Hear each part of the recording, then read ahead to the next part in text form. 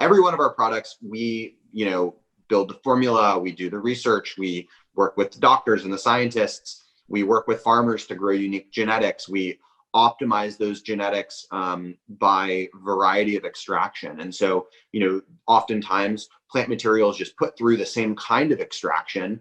But as a chef, right, I would never cook a cabbage the way that I would cook, a zucchini. So why are we kind of treating all these things the same? Can we be a bit more intentional and optimize their expression? And then us as kind of the company, and how can we be alchemists? How can we ensure that whatever it is we're creating is going to be greater than the sum of its parts? Welcome. This is Phil Michaels, Forbes 30 Under 30 entrepreneur and performance coach. Forbes names the top 30 entrepreneurs, leaders, and stars in the world. And each week we bring you one of them to help you level up in your life and business. From celebrities like LeBron James to Kylie Jenner and Cardi B, you're sure to learn from the list. Thanks for spending time with me today. Now it's time to level up. Level up. Level up. Welcome to the Phil with Forbes 30 podcast. Today we have a very special guest. He made the Forbes USA list in 2020 for the food and drink category. He graduated from the Culinary Institute of America and Cornell University. After a traumatic spinal injury from skiing, he was prescribed drugs that left him disconnected and irritable. So he turned to plants instead to launch his CBD-based supplements brand called Plant People. They sell products like infused olive oil, sleep drops, and face masks, and have already raised capital from Unilever. Please welcome Gabe Kennedy. Hey, Phil, thanks for having me. Very excited to have you here. Welcome to the show. I'm honored. And I'm really excited to be able to share your story and the work that you're doing, your journey with the audience. I know they're going to love this one. Before we dive into things, where were you when you found out you made the Forbes list? I was in bed. I woke up in the morning and as per usual, check the phone to see a few messages that were congratulating me. And so I called my parents, and it was a great way to start the day. I'm sure they were very proud. And this has been a common theme, Gabe, with almost everyone I've been interviewing, that they just happened to be in bed, rolled out of bed, and it was like a bunch of text messages or social media comments letting them know they made the list before they even found out themselves. Yeah. It's I guess the age we live in. It's the age we live in. And I was just interviewing actually a chef also based in New York. And he was saying that he doesn't really have a morning routine. He just kind of wakes up when the coffee machine wakes him up. And I'm like, how's the coffee machine wake you up? He has a coffee machine on the floor next to his bed. Oh my God. He pre-programs the night before, and it starts grinding the beans. And that sound is what wakes him up every morning. That's next level, man. That's next level. There you go. So Gabe, take us back to the very beginning, where you're from, where you grew up, and the path that led you to where you are now, ultimately making it to the Forbes list. Sure. Yeah. So I grew up in Boulder, Colorado. I was actually born in Portland, Oregon, but I grew up in Boulder. Both my parents are in alternative medicine. My mom is an acupuncturist and herbalist. My father's a chiropractor and acupuncturist. And so for me, the idea of returning to these plant-based modalities, and sort of returning to the earth, whether it's through plant-based nutrition, alternative medicine, herbalism, cannabis, has always been a pretty big part of, my life experience. And so I got inspired, by food at a really young age, by reading a book of Anthony Bourdain and starting working in a kitchen when I was 14, and asked, a friend's father for a favor to get me the job, and really kind of fell in love with what food had to offer as far as being a universal language, and the relationship that, we have with the earth, and food being this intimate connection between people and planet. And I then kind of ran with it. Yeah. So I graduated high school. I was like, I'm going to go after this thing, this food thing. I went to the CIA. I was working in restaurants in New York City on the weekends. And, it was very inspiring and very exciting, but also I very quickly realized that, my path was not just in a kitchen chopping, mincing shallots for, for New York's elite, but maybe trying to do something else with my time and energies. And so I decided to go to Cornell, to the hotel school. It was a transformative experience in so many ways, and really opened my eyes to entrepreneurship, to leadership, to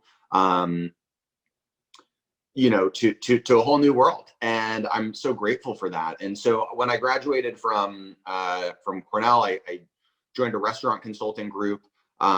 It was a very brief stint. It was too corporate for me. I moved out east and wanted to just spend the summer surfing and kind of cooking, and started a special events and catering company with my best friend, and started popping a whole bunch of popcorn, and people loved this popcorn. And so we went to go raise money for it. And rather than raising capital, we took jobs with this private equity firm, and it was a small family office, but was investing exclusively in the category of lifestyles of health and sustainability, the LOHAS space. And so I started working on products, from coconut sugar, a coconut sugar company called Big Tree Farms in Indonesia, and was able to live in Bali, working in the largest bamboo factory in the world, structure in the world, to seaweed, to kid snacks, to smoothies. It was just a really interesting and exciting way of approaching food, and doing it more through a CPG kind of mindset. I then quit to go on a television show that was called The Taste, which was Anthony Bourdain's reality cooking show and competition. And I ended up winning that show, which was quite remarkable, and a life-changing experience in terms of, I made a little bit of money from it. I was able to pay off some student loans, but it put me back into the other things I learned from the experience are it's a whole other conversation, but really about going after things and throwing, myself fully into something that I really wanted. And so I kind of got put back into the food world. I was doing consulting, and started working for Bon Appetit magazine, was the executive chef of the publishing side of the magazine, and was helping open up some restaurants. And then I made my way to a restaurant called The Little Beat, and helped kind of solidify and turn that concept into something that has proved to be pretty successful. And towards the end of my experience at The Little Beat, began building Plant People.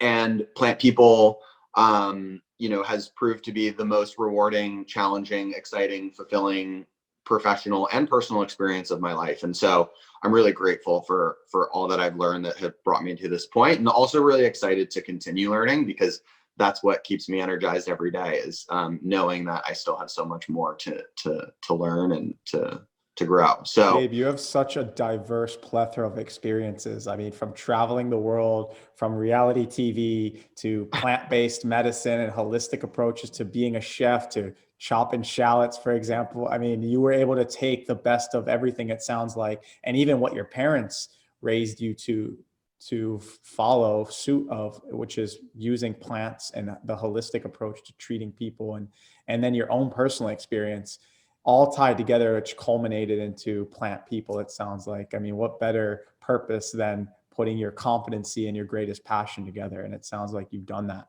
But why CBD specifically? I mean, yeah, you've had a plethora of experiences. Was it just the market was ready? What was the moment that you realized, oh, you know what? We're on to something here? Yeah. So, I mean, and thank you for the generous compliments. I mean, I think that it was a few things. So one is, as you had mentioned earlier, I had been in this ski racing sort of accident, and certainly brought all of, life for me became very real in those moments of going through multiple surgeries and stuff, of, how important health is. And fortunately, I had a lot of support from my family and community to be able to navigate that. But really, leaning into these alternative practices were the biggest gift. The moment that we really decided to pursue Plant People was, I was on a hike with my friend and now business partner, Hudson. And at the time, we were just friends. And we were hiking, and during this hike, people were talking about this thing called CBD and these things called adaptogens, and curious what it was. And no one really knew what it was, but they wanted to try it, they wanted to buy it, and they had no idea where. And so that was the entrepreneurial moment of like, ding, ding, ding. Well, I've had experience with this. I actually know where we can get it, and we can, sort of help people navigate this. And so really, Plant People has always existed with the purpose of healing and connecting people on the planet through the power of plants. And the reason we are called Plant People and named Plant People is because we do believe in the power of all plants and fungi might I add, to impact, be beneficial for people and planet. And so never was our intention to build a CBD company or a company, myopic in terms of one compound in one plant, right? We truly exist in a more holistic sense. And so, CBD is one of the things that we do, but it's certainly not all of it. And, the reason for that is observing through one is just philosophically, I agree with that. But the second is from a business perspective, right? Trends and ingredients, they come and they go. We look at turmeric, it then became CBD, right? And there's going to be something next. And being a business that is able to kind of identify the waves the waves on the horizon, which is really what it was, build something to paddle out and go catch that wave, but make sure that we can paddle out there again and again and again, and continually while maintaining your philosophy and values and principles that you've installed in the Plant People concept.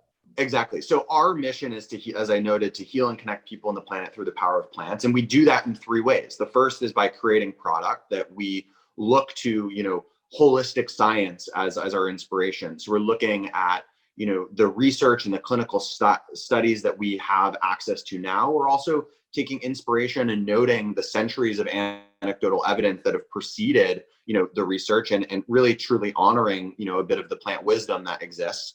But the product needs to have a positive customer outcome, right? We need to aim at solving problems and being a solution-oriented company and looking across these modalities to create product that fits that mold. And sometimes CBD is relevant, sometimes it's not. And so we have a whole suite of products that don't have hemp in it at all. The second way that we, sort of leg that we stand on is education, and really making sure that we can be a company and a platform that encourages and empowers people to take ownership over their health as individuals, the health of the communities in which we live, and the health of the planet in which we all inhabit. Noting that if we can invest in the health of the planet and invest in the health of our communities, we're in turn benefiting ourselves. But it's really pushing against kind of that classic like individualism of wellness, which I think is problematic, right? It's all about me, me, me, me, me. And of course, it should be about me, but it should also be about we and us, and noting how these things actually work together. And then the last is regenerative activities, right? How can we as a company assume responsibility over our actions? How can we be thoughtful about the ways in which we show up to benefit people and planet and truly be of service? So that looks at regenerative organic agriculture and investing in holistic systems that are truly nurturing not only the people that are on the downstream of it, but looking at soil health, the health of the plants, the health of insects, animals, watersheds, waste streams, people who are laboring the farms. And then into supply chain, how can we align with partners that are sustainable packaging, as sustainable as we can get, packaging solutions, post-consumer glass, 100% recycled paper, using aluminum, not using plastic in the supply chain with exception to the dropper top. And then the ways in which we can certify and that through carbon neutral, through B Corp, through our kind of hallmark partnership, which is with American Forest, and planting a tree for every product that we sell, and doing that in the Northern Rockies and the Appalachian Mountains to combat downstream effects of climate change. But really, how can we build an industry, be a business and build an industry that stands for equity and access, social justice, climate justice, and really embodies all of the philosophy, all the values and the philosophies that we truly feel a business should step into. I love it. You are a powerful force of nature, my friend. I love how it seems like Gabe is really tied into the culture of what you've created at Plant People. I mean, I could see the passion you have for these. This isn't just lip service, and you're not just virtue signaling. You actually believe in the tenets of the principles and foundation that you've built this company upon. And now you're able to do that through products, through education, and the regenerative activities. So you're taking action rather than, it seems like there's a lot of companies that provide you with lip service so they can gain more a bigger customer base, but you lived it and your parents lived it. So this was installed in you in an early age. Yeah. And I can empathize with you too, because I came from a pre-med background. I worked for the New York Yankees team physician, and then I saw the holistic side. So I've gotten to see the dichotomy between the pharmaceutical industry, big pharma, versus the more holistic approach. And what I think is so funny, I don't know if you know this, but doctors, when they go to their white lab coat ceremony, they have to sign something called the Hippocratic Oath. And the Hippocratic Oath was founded by Hippocrates, the founding father of medicine. And Hippocrates' famous quote is, "Let food be thy medicine, and thy medicine be thy food."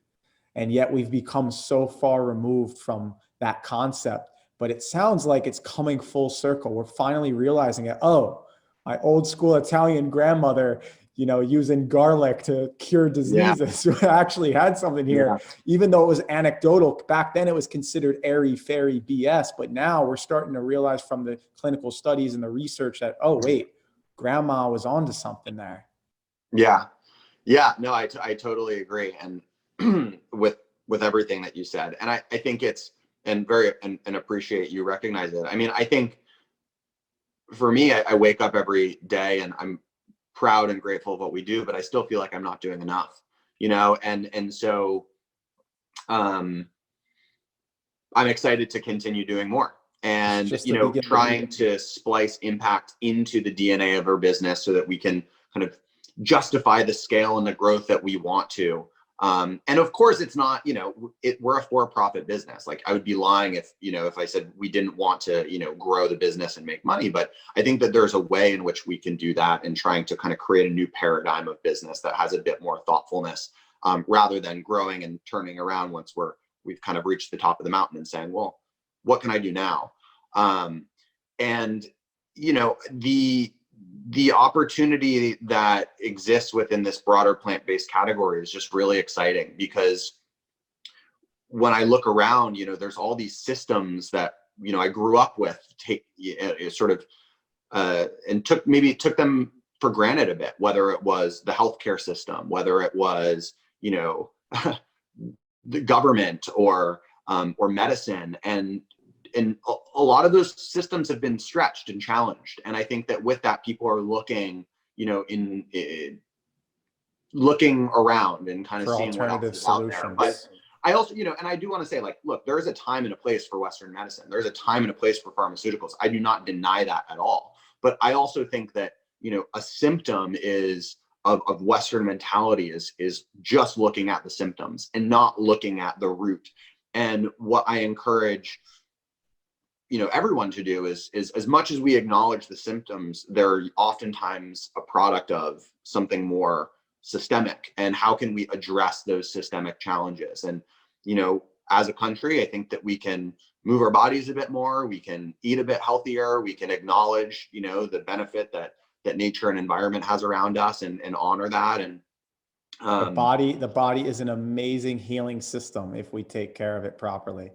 It's amazing what the body can achieve and accomplish if we just take care of it. And that's, I kind of have a bitter taste in my mouth from the pharmaceutical industry, because if you look at the Minister of Health of, like, let's say Alberta, Canada, and even those in LA. I lived in Alberta for a year, actually. Well, perfect. So these people, if you look at them, you're like, why am I taking health advice from these people? I mean, no offense, but these are not the individuals that you look to for the epitome of health, or what the example of is of health. And yet you have the chiropractors and the holistic practitioners that really embody what a healthy lifestyle is. And those are the people we should be listening to more often. Yeah, of course, there's going to be traumatic injuries and there's a place for pharmaceuticals, but not to live off of. It's more so to kickstart or reinvigorate your life because of an injury or something severe happened, but not a way to live. And I went to a Tony Robbins conference in 2013 in Chicago. And he was the first one that exposed me to the plant-based lifestyle because he didn't eat meat at the time. And so next day, cold turkey, I became like a hardcore vegan. Wanted to tell everyone about it for like 3.5 years.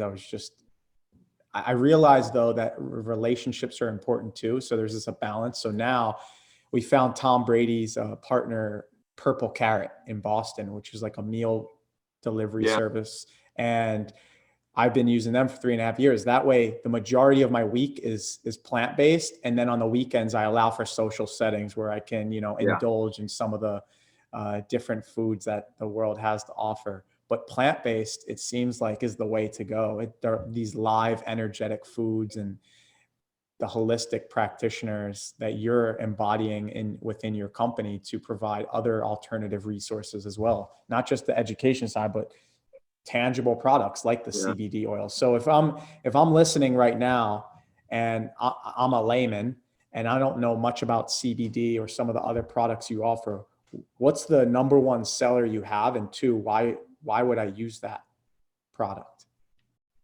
Sure. So, our top two sellers, I would actually say the number one is a sleep product that we have.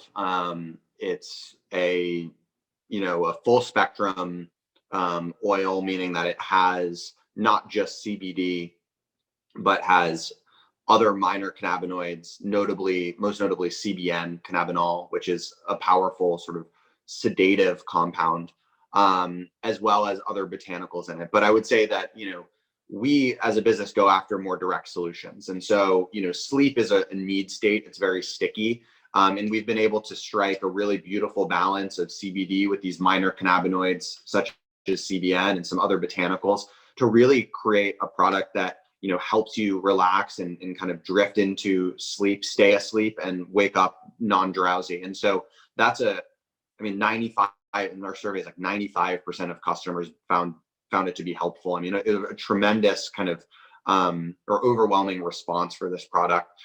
The other is Mind Body, which is just a well-rounded, full spectrum oil, meaning, once again, it has all the minor cannabinoids and terpenes and phytonutrients that are found in the plant. It's not just CBD in isolation.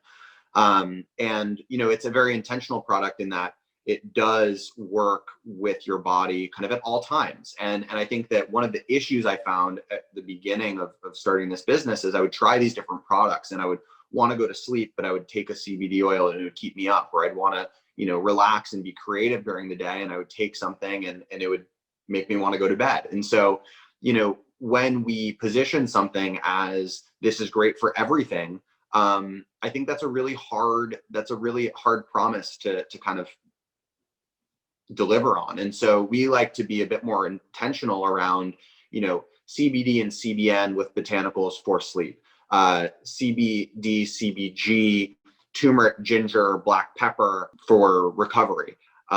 We also have a suite of products that doesn't have CBD in it at all, for immune system and for sinuses, for respiratory support, for nipping colds in the bud, called cold control, and really taking a lot of inspiration from these traditional formulas that have been helpful for people over time. So, I think the listener, thanks for listening first off, but, navigate to the site and kind of poke around into whatever you think the specific need state is. And I do push back against the idea that there's a silver bullet, that this compound or that this plant is a panacea and is going to cure everything that we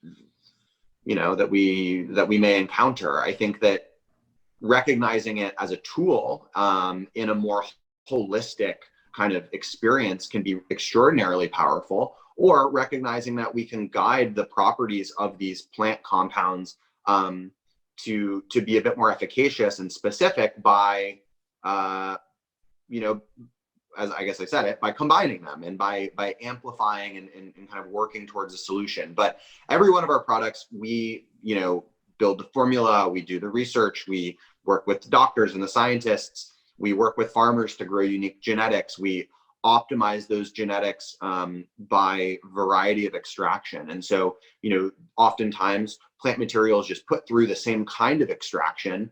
But as a chef, right, I would never cook a cabbage the way that I would cook, a zucchini.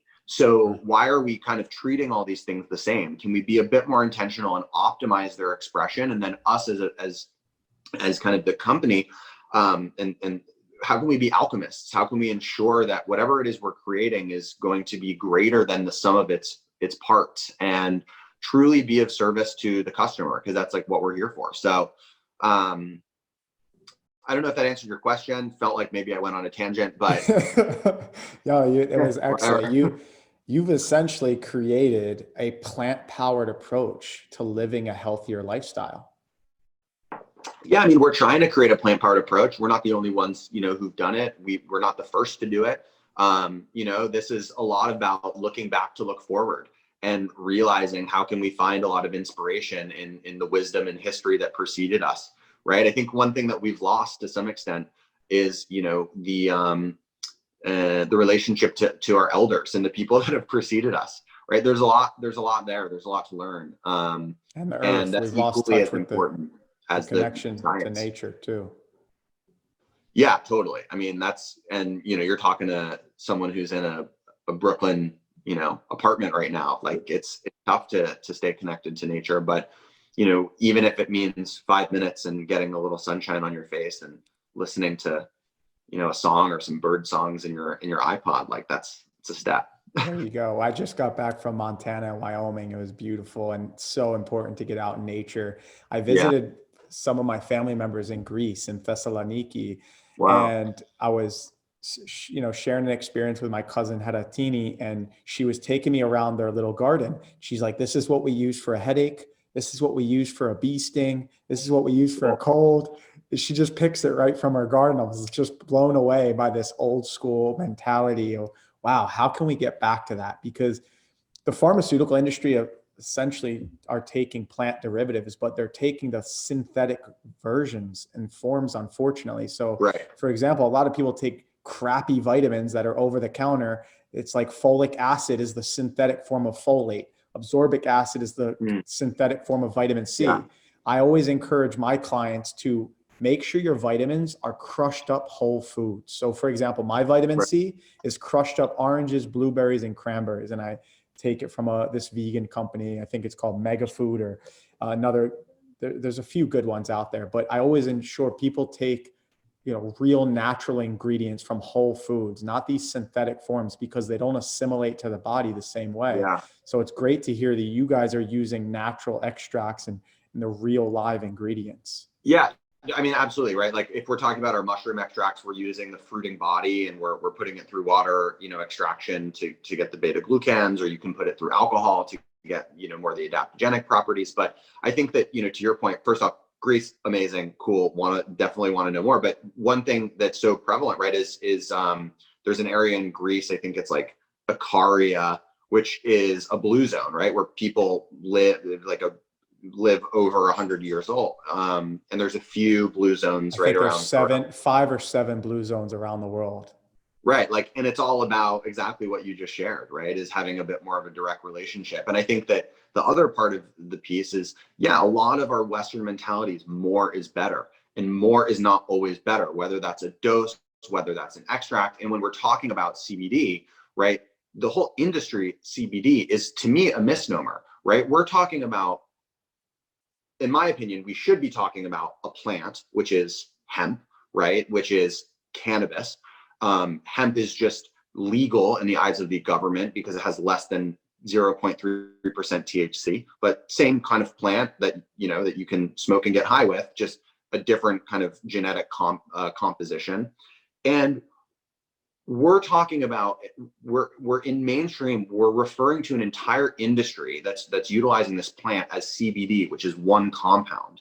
And the reality is that the benefits, the true realized benefits, are in a whole plant extract, meaning that we are getting the CBD, we're getting the CBG, the CBN, CBC, CBL, the fats, the waxes, the terpenes, the phytonutrients, everything that the plant has to offer, not the isolated form of what is most prevalent, which would be the CBD. And so I think that, there is this big divide where a lot of businesses, you want to add some CBD, it's easy. CBD isolate is 99.9% pure CBD compound. It is odorless, tasteless, it's fat soluble. You can throw this into nearly anything that has fat and you have a CBD product. But that is not really what's going to move the needle, in my opinion. And I think that it comes from this idea that more is better. So therefore 99% pure extract means it's actually going to do more. It's quite the opposite from my understanding. You know, you really want all of the plant compounds to come together and work synergistically. And whether that is, you know, getting your nutrients and vitamins from whole plant and whole food sources, and focusing on how we can do that through a healthful, colorful, seasonal diet, or, you know, getting our plant medicine through whole plant, you know, extracts rather than isolated compounds. I think that there's a big conversation there that has to happen, and it is happening. So it's not like you know, no one knows about this, but it's certainly interesting to observe and to kind of bring people along. Yeah, and you're helping push the needle forward even more. So hopefully we can inspire others to join the journey. We do what we can. We all do what we can. You are already very successful. I love the site. I love the branding. It's so simple and clean. I love it. And by the way, for those listening, Gabe and his team were nice enough to offer you as a listener a discount off your first purchase if you use the coupon code Forbes15, all lowercase, for 15% off your first purchase. So you're welcome, audience. And you know, speaking to your success, Gabe, what do you think was the single most important personal attribute you have that got you to where you are today? Oh man, that's a hard, you know, never actually answered that question.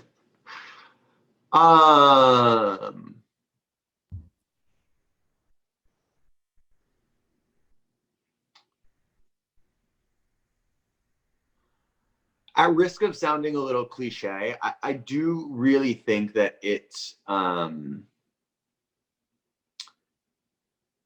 know, if I'm looking back, I'm like, what were those things that really moved the needle for me? And I think that it was not being afraid to like make a change. And what I mean by that is like, I've had a lot of different professional experiences and I'm young. And so that doesn't mean that I've been, you know, I was not at, you know, that first job for years and years and years. I like very quickly kind of knew that this was not for me. And although it was hard to make the decision to move on and into the unknown, kind of taking that jump was critical. And it led me to the next thing, and it led me to the next thing. And so sort of approaching life in an entrepreneurial way. And I realized that, you know, to do that, there is a level of privilege, and I'm not, you know, I'm not blind to that, but, you know, I've paid for my college. I've done these things. I've always held a job.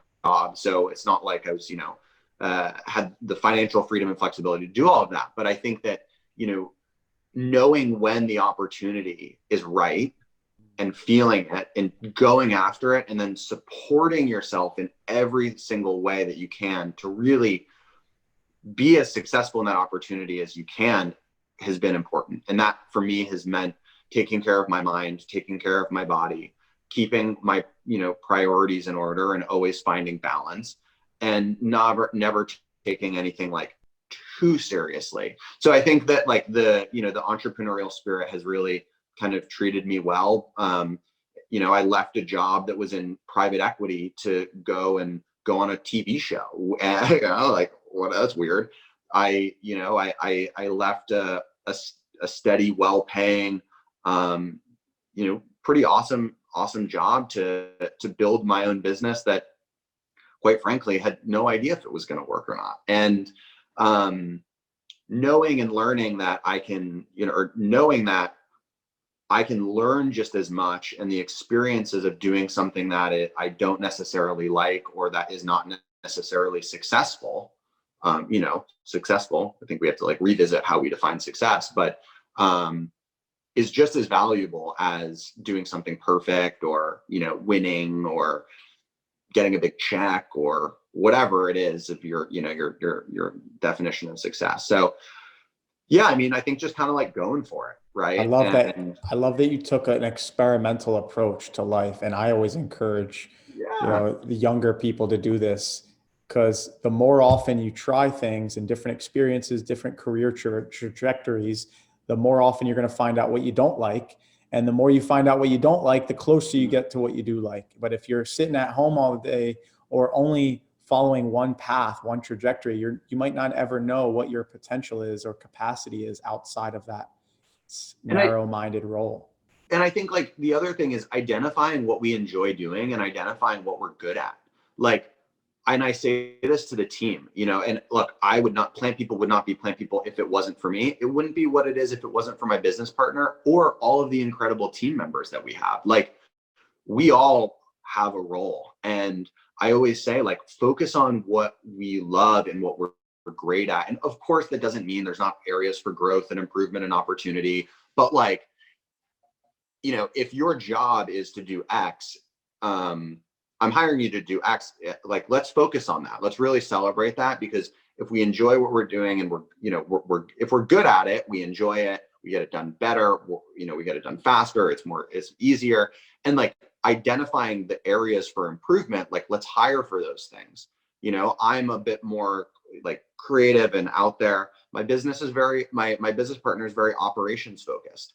So partners are critical. And I think that was a very important lesson for me in my journey, is realizing, how do you build a team that has complementary skill sets? How do we put the ego aside? And even though I may want, more people to report into me or to have this role and responsibility because it looks good on paper, for the success of everyone, maybe it doesn't always make the most sense, and that's okay.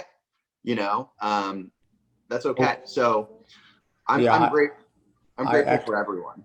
I echo that 100%. Focus on what you're best at and outsource the rest. And what that means is spend your time, energy, and effort and bandwidth on the things that you're best at. And for everything else, find someone that complements. Instead of trying to mitigate your weaknesses, find a team member that has your weaknesses as strengths. So you're not wasting your time and you're focusing on what you're absolutely best at. And that's exactly the book I refer more often than any other book is Flow by Dr. Mihai Csikszentmihalyi. It's all about flow state. And it's, instead of following your passion, follow your purpose. And your purpose is the intersection of your greatest passion with your greatest competency.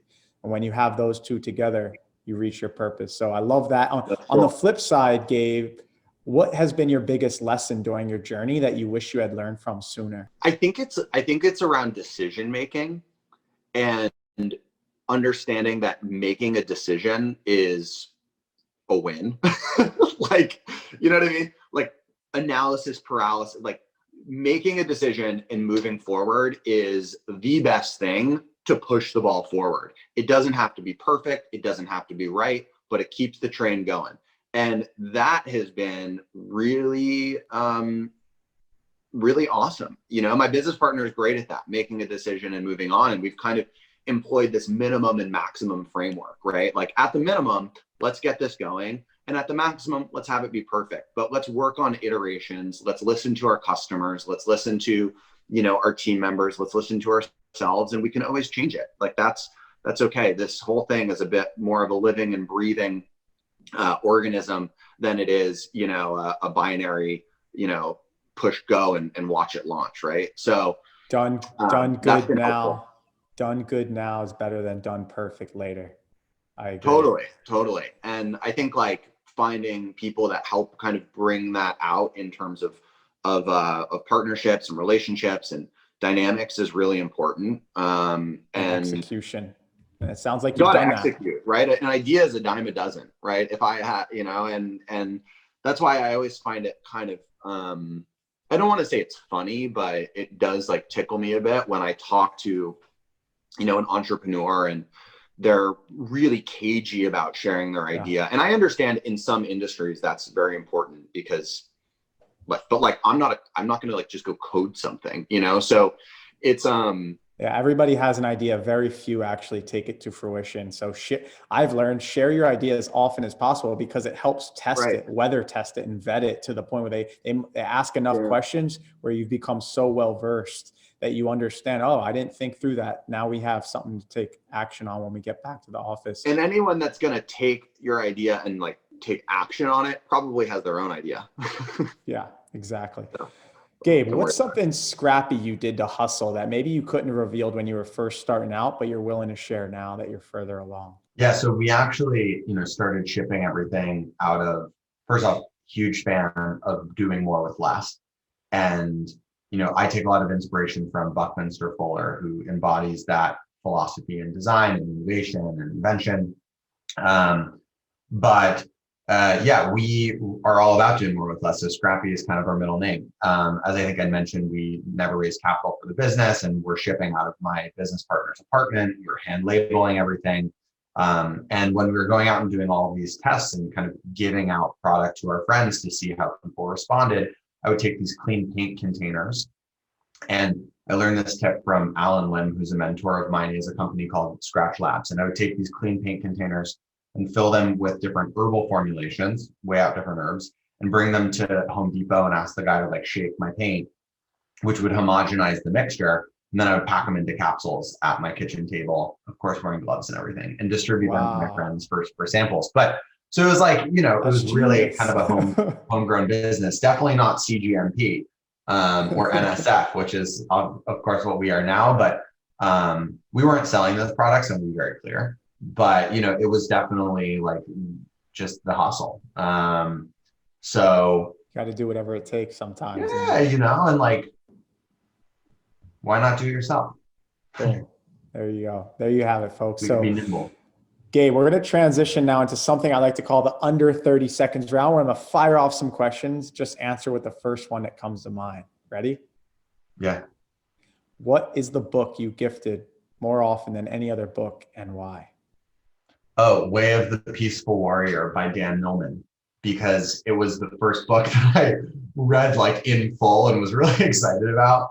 And really informed a lot of the ways that I try to walk through life. That's a great one. And Great read. for the audience listening too, there's a movie even made about this book as well, which is pretty good too. Movie doesn't do it justice, though. Yeah. What's one of the best investments and one of the worst investments you've ever made, and why? Best investment in myself. I wish I made more investments, it's hard for me to say. I've never really like laid out my own capital. It just goes into the business. But yeah, so I would say the best investment is myself. And even from, the step of like getting my own apartment, right. And sort of justifying the financial expense of living in a 1-bedroom apartment in New York, when I'm, building a business, has proved to be such a incredible investment in space and clarity and, having a retreat, if you will. And so that's definitely a best investment. And worst investment is like an expensive avocado that I open up and is like rotten. That's so true. That happens so often. Right? I'm like, there's got to be a trick to picking. There are, and I have it. So it's buy the avocados when they're green. Keep them, let them ripen over time. If you want to speed up the ripening, put it in a bag with a banana, paper bag with a banana or an apple. If you want to slow it down and it's like already ripe, you put it in the fridge. And that's the way to do it. But there's, the times where it's always like a produce investment for me. I'm like, I'm going to try this new thing out. And then boom, there you try go. the fun looking dragon fruit out, and it just doesn't really taste like anything. There's your hack for keeping your avocados fresher. Yeah, I love it. That I'm sure everyone could use that tip. What is the most impactful thing you do in your morning routine, and the most impactful thing you do in your evening routine? Most impactful thing in my morning routine is just some sort of meditation, whether it's like breathing exercise or a guided meditation or doing it on my own. And I try to do it every day, and I don't do it every day, but I try. That's the important part. And in the evening, I would say the most impactful, I really do enjoy cooking my own food. That's one of the things. And it just kind of like helps me slow down and like transition. And then of course, trying to put my phone away a good amount of time before bed and like really draw the line between personal and professional. And I think that's more important now than ever as we're all working in our own homes. Like it can follow you. Yeah, it easily blends together. So you have to be very specific about delineating your space, delineating your time. So you enforce those personal and professional boundaries, and you've created a little oasis for yourself to get away from. So that's important too. Well, even what I've done is like I was for the first while not working with a monitor because I was more mobile, you know, and I didn't have one at home, and so I brought a monitor from the office home, and just setting up like a desk space and, you know, working on a big screen, having a mouse, and like my work stays there, and then I move away and leave it. Yep. Leave it. I love it. Pretend you won the Peter Thiel Fellowship and you were going to get money to start a business instead of go to college. What's the very first thing you do to start your new business? I'd talk to a lot of people. I would survey the landscape, but I would really try to think about where could I contribute the most. And it was a question that, you know, or a thought that came up earlier in our conversation, which is kind of that intersection of passion and purpose and these things. And, you know, I think it's really important to acknowledge kind of those innate characteristics that we have.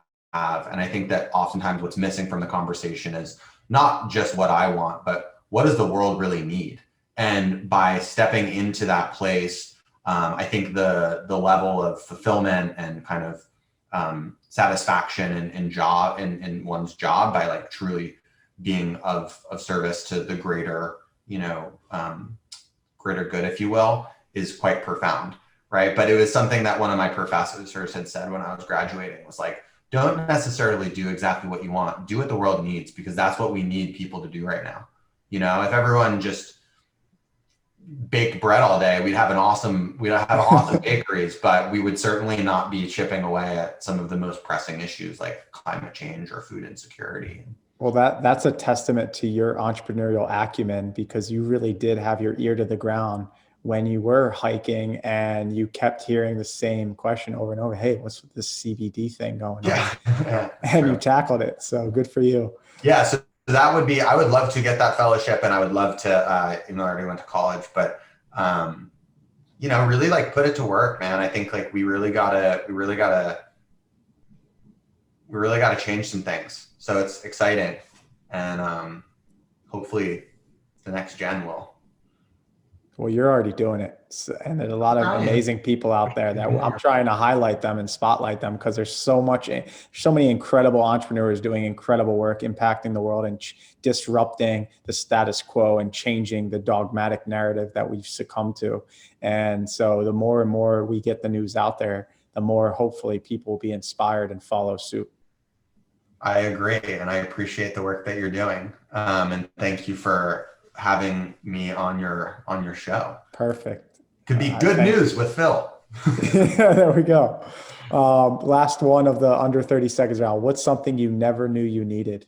I think the thing that I never knew I needed was a computer monitor at my home. You were just working from your phone? No. My laptop. Okay. But working from a laptop does not work for me. Got it. I learned that one quick.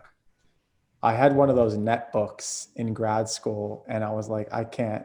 Once I was able to provide myself with funding, I bought the biggest laptop I could buy from Apple. I'm like, I'm going the exact opposite of what I had, because it was it was tough. Yeah. So I get it. All right. You know what just came to my head? The thing that I knew that I didn't know that I ever really needed. And this is at risk of sounding like, do you really need it? A king size bed. That has been a game changer. Really? I sleep better. I wake up more rested. I'm excited to go to bed. It's like, what were you sleeping on? I will never go back. What were you on before? Just a queen. But especially it's if really my that big of a girlfriend and I difference. sleep, huh? That's that big of a difference between because I've never done the king, I've done the queen. Oh man, especially if you're in a relationship, like night and day. Really? This is the first time I'm hearing this. I cannot even say how life-changing. I've been living a lie. I've been living a lie this whole time. I've been sold on the queen. Now, see, I'm bite-sized though. You know, I'm probably, how tall are you? Like 6'1". Yeah. Okay. That makes sense. I'm not that tall. So maybe it's for you. You must have been having your feet dangling off the bed. Dude, I'm telling you, it was just, you know, look, it's a privilege to be able to have, you know, a space to have a king size bed. And, you know, I don't have a lot of room on either end, but that's the first time I've heard that. So we're gonna have to test this hypothesis. I bet if you asked people,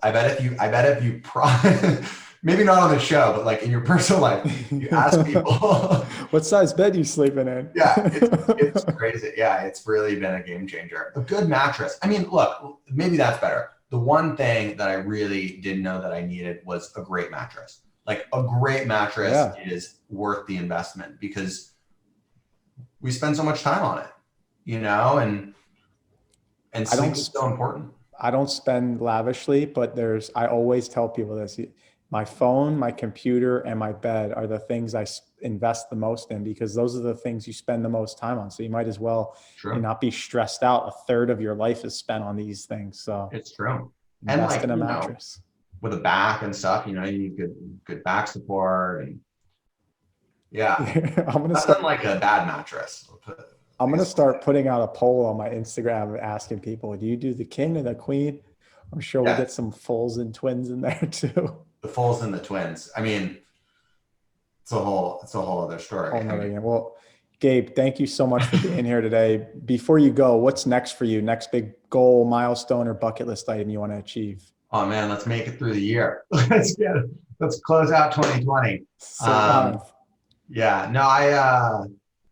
mean, just, you know, staying focused for me. That's the thing. Just keep on the path and continue to grow the business, continue to support myself and the team, and cultivate a impactful, meaningful and enriching environment personally and professionally for, you know, what we all spend the vast majority of our days doing, which is work. And never stop learning. And you know, maybe someday I'll get that 6-pack. That 6-pack, and you'll be able to live in Tampa, Florida, where it's warm. Exactly. Gabe, where do listeners go to connect with you directly? Directly, my Instagram is Gabe_plant. Oh my God. My Gabe_Kennedy, that's my name. My email is gabe@plantpeople.co. And I always encourage people to reach out directly, whether it's a question about the industry or business or products or just wanted to, you know, connect. Always enjoyable. And the business is plantpeople.co or Plant People. There you go. And we'll put those in the show notes. He has an incredible Instagram, by the way. You're not going to be disappointed. So please go connect with Gabe and plantpeople.co. Thank you, ladies and gentlemen, for being here today. This is Gabe Kennedy with Plant People.